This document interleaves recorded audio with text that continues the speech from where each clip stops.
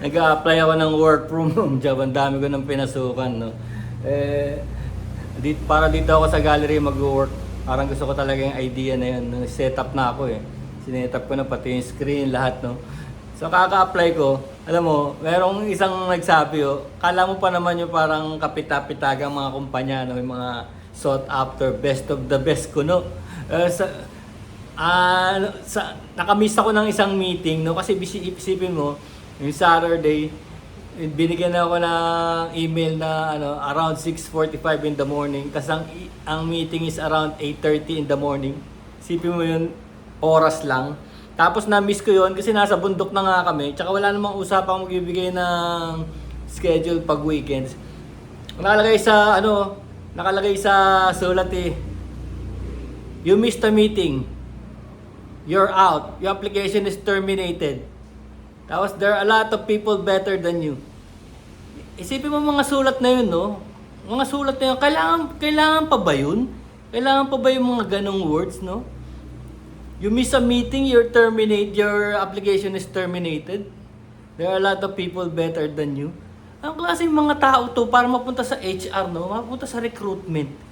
Para kasi yung mga tao ngayon na high school graduate pa lang, hire na. Tapos after 1 year sa kumpanya, napupunta sa HR eh.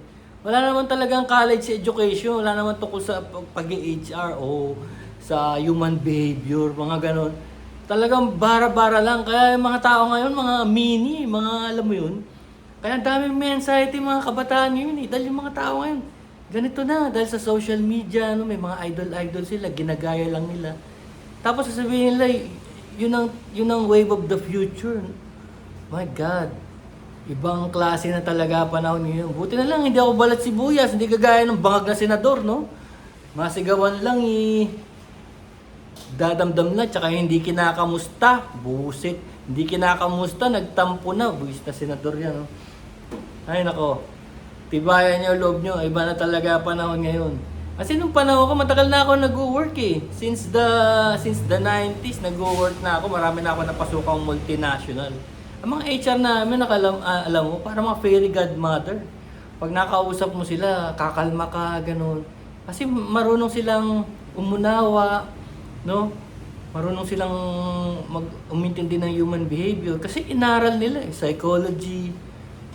Eh ngayon hindi, bara-bara yung mga tao ngayon na kung saan napupuntang posisyon. Puro social media lang ang background na pag-aaral. Ay nako. Kaya kayo tibayan niyo loob niyo, no? Dasal kayo, kaya masyadong maapektuhan ng mga sa labas.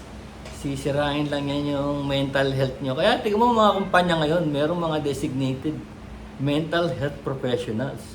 Pwede ka magpa-schedule anytime kasi sigurado wawasakin ka talaga ng mga kumpanya ngayon sa kanilang mga diskarte, no? Lahat na lang. Napaka-perfectionista, akala mo lumulutang, untouchable, no? Meron sila mga feeling na gano'n, no? Samantalang sila pumasok lang sila sa hindi naman din maayos na pamamaraan, no? Pachamba-chamba lang. Pero pagka nag-hire sila, akala mo gusto nila yung talagang may kapangyarihan, no? May kapangyarihan ang gusto nilang along the way, they are reminding you that you will be terminated anytime.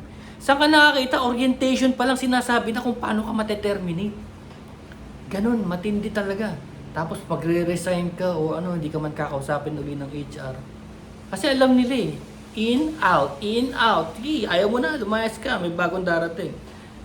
Wala silang pakialam doon sa longevity ng isang tao sa isang kumpanya. Yung sinasabi nyo, kailangan talaga take care of your career.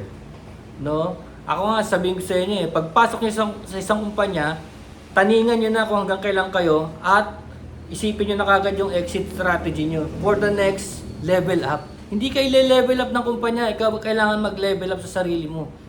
Let's say, BPO, no? Hindi kanya i-increasean ng, sabihin na natin, true performance. Hindi ka i-increasean yan ng malaki. Siguro mga less than 1,000 lang. Pero pag pumunta ka sa iba, with that experience, ang laki kagad ng talo ng sweldo mo. Depende sa negotiation yan Since may experience ka na, pwede ka na maghanap ng mas malaki from 21,000, pwede kang makakuha ng 26. Pero hindi ka bibigyan ng 26 nung dati. Malabo yun. Siguro 21,000, siguro 22,000 or 21,800. Mga ganun lang. At siyempre, yung metrics mo, hindi naman nila itataas yan para hindi ka makapag-demand. Diba? Who knows it? Ganun, kailangan ikaw magdikta ng susunod mong move. It's your life, it's your move. No? Kaya, yun lang ang ipapayo ko sa inyo. Still grind, still hunt. Yeah, for a better future.